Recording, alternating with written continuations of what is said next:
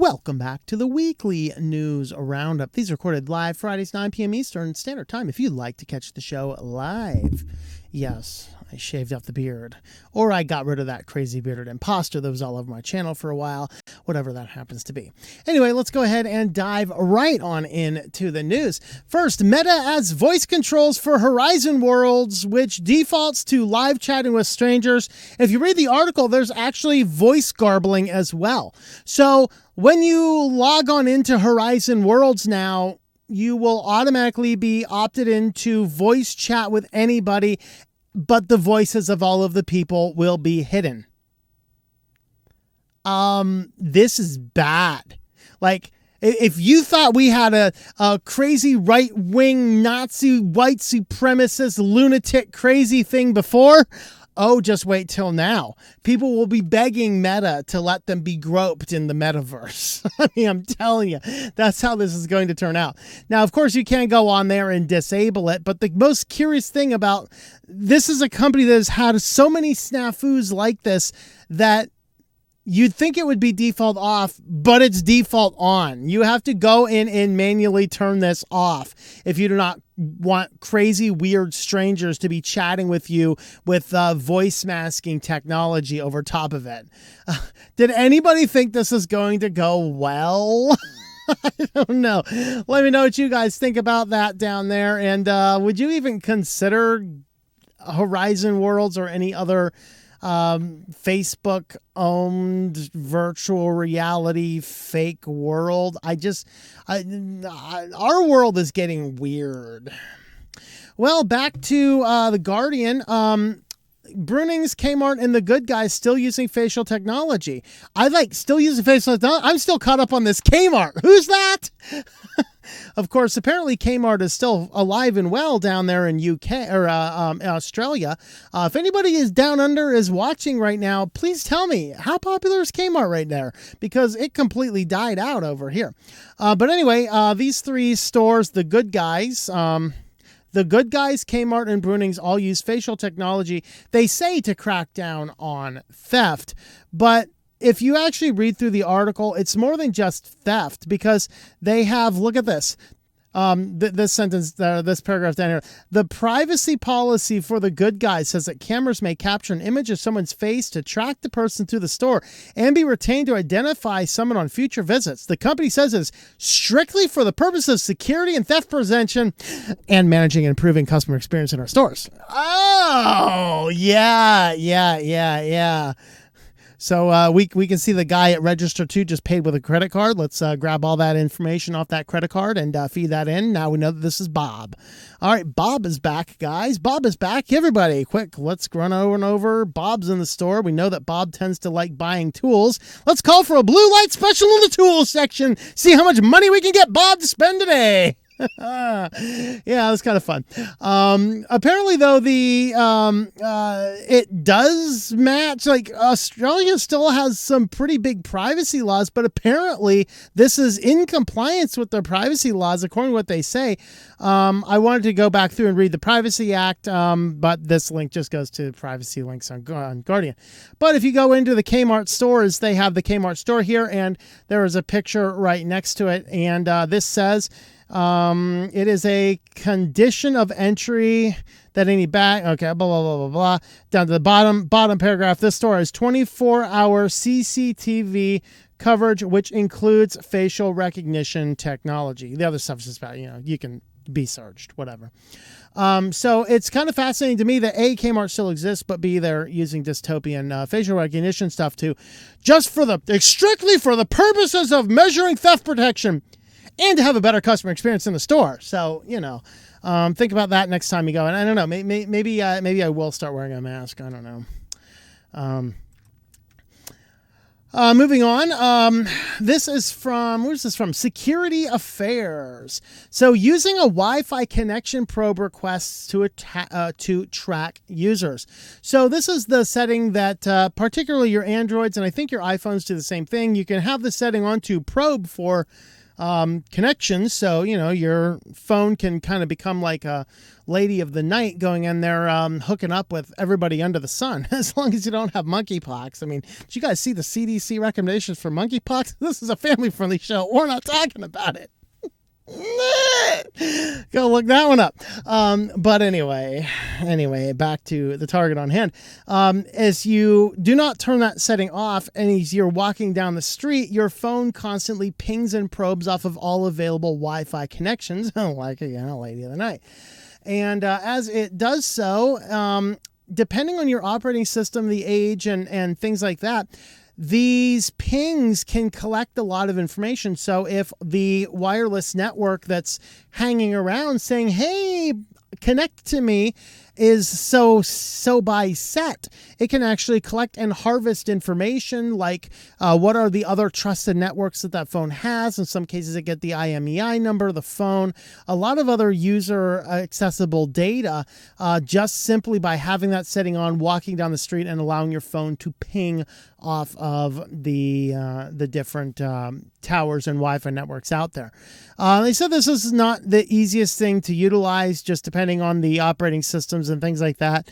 But they did actually say that, yeah, it is quite possible to figure it out. So here's Apple. So what Apple's doing to do this is Apple will do some randomization of the MAC address. And so there actually is some built-in stuff with Apple, which is good. So these are the various privacy features. So if you're on Android 8, then there's very few things set in.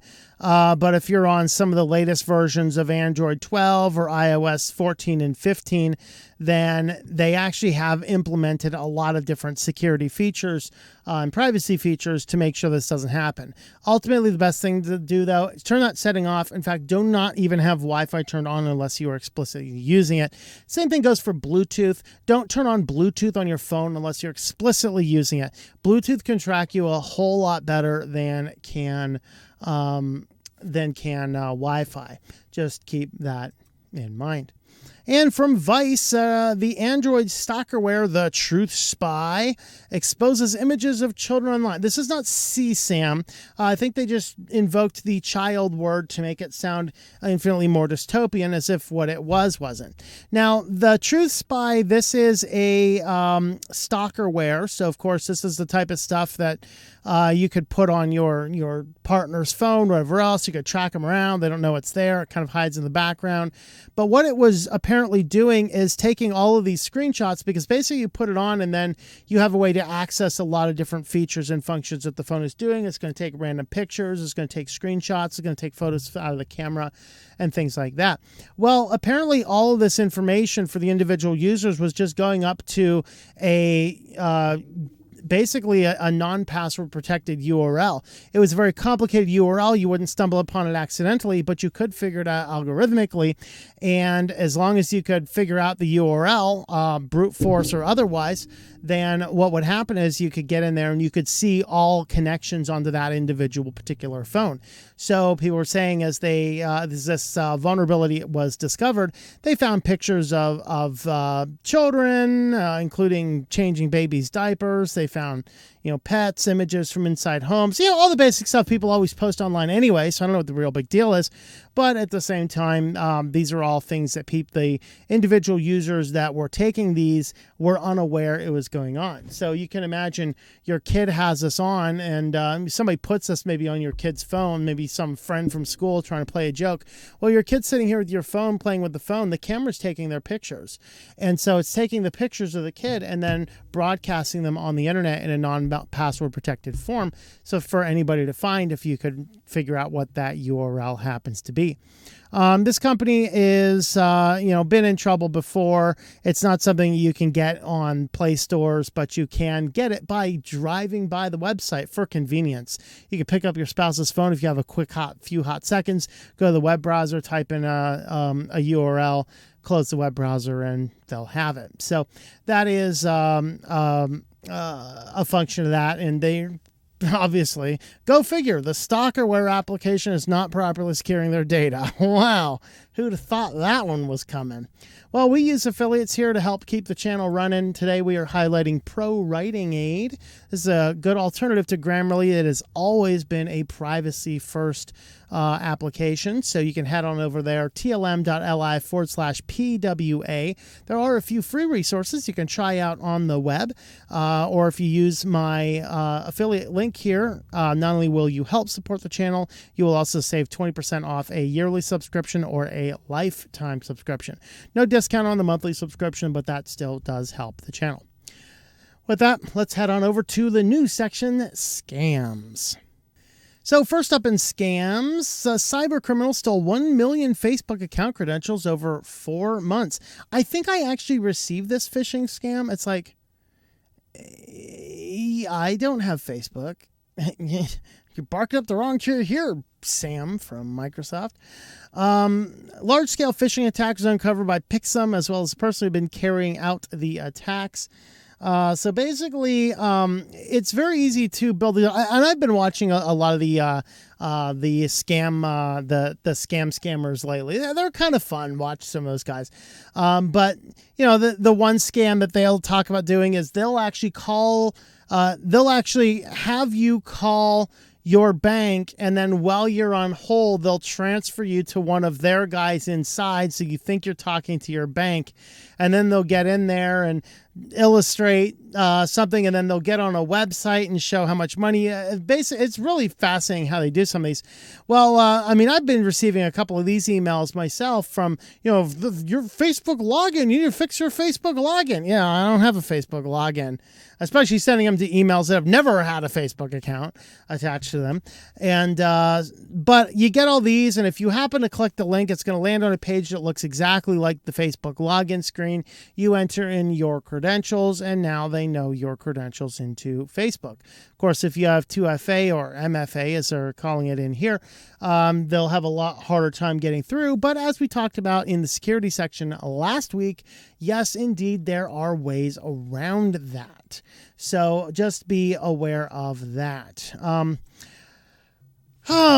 Stuff going around on social media. Like, social media is like the bane on the world. This one is going around on WhatsApp.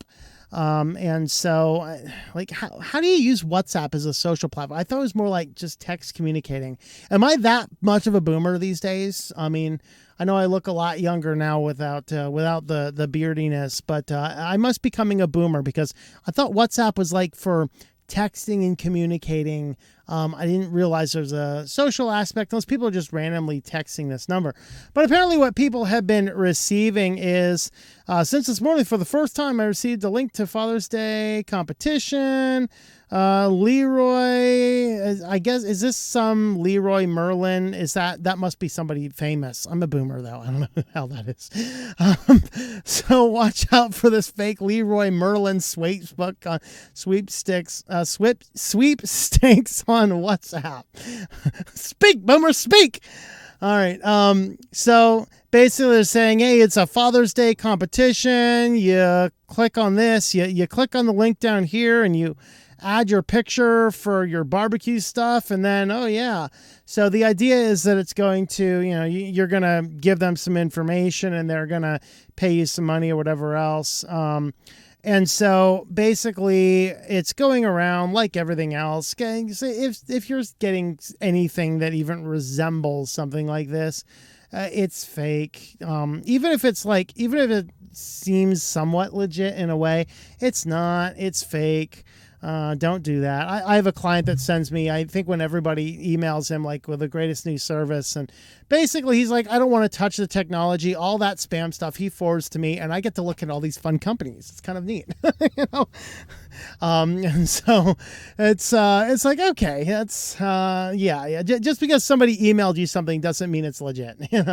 And sometimes we get some that seem legit and just cold calling, and sometimes it's just like full-fledged scam. This is a full-fledged scam. And on to our last one. This is the Instagram scam. So what these scammers are doing is they are going onto your Instagram page. Good luck getting my Instagram page. They'll get in your Instagram page. They'll steal a couple of photos, and then they will create a not safe for work account with your photos on it. which has some naughty stuff on it, and then they'll send you that and be like, hey, I created a new Instagram which is more my naughty type stuff instead, and they'll send this to the people that they know you are friends with, so that your friends may think that you're actually sending your friends an invitation to your nudes Instagram account. Why? Ew, like, okay, it's one thing to get on the internet and look at naked pictures of people you don't know.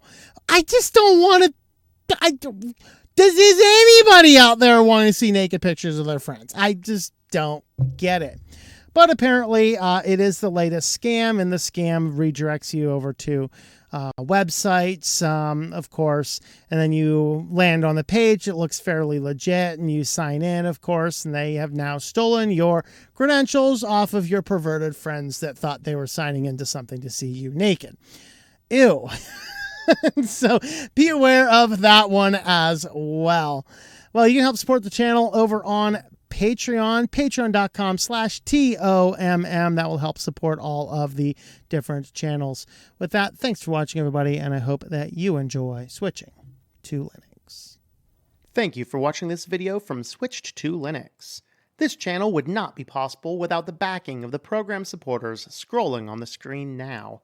You can be a supporter at Patreon at patreon.com/TOMM or at thinklifemedia.com. I also want to thank the open source community who creates such excellent software that makes producing this show possible. Please remember to support your software communities. Thank you, and I hope that you enjoy switching to Linux.